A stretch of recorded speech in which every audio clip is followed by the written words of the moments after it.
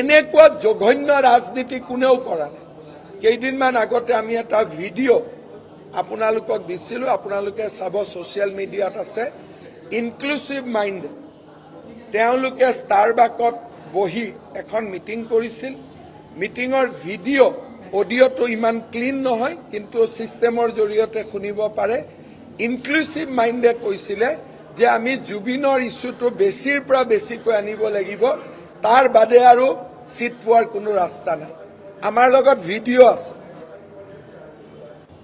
তেওঁলোকৰ লগত থকা মানুহে আমাক ভিডিঅ' কৰি ভিডিঅ' দিছে, আৰু এই ভিডিঅ'টো ছ'চিয়েল মিডিয়াত অলৰেডি আছে।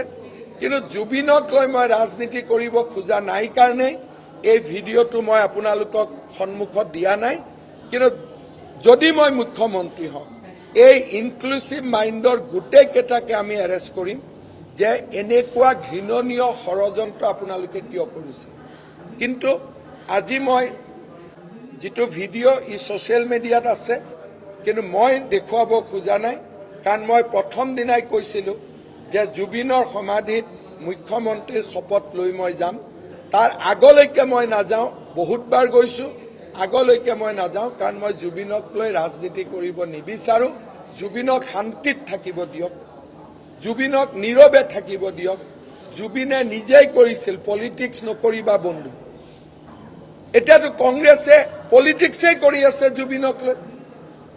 পলিটিক্স নকৰিবা বন্ধু বুলি কোনে কৈছিল? জুবিন গাৰ্গে কৈছিলে। সেইকাৰণে মই গৌৰৱ গগৈ আৰু ৰকিবুল হুছেইনক কওঁ, পলিটিক্স নকৰিবা বন্ধু, জুবিনক।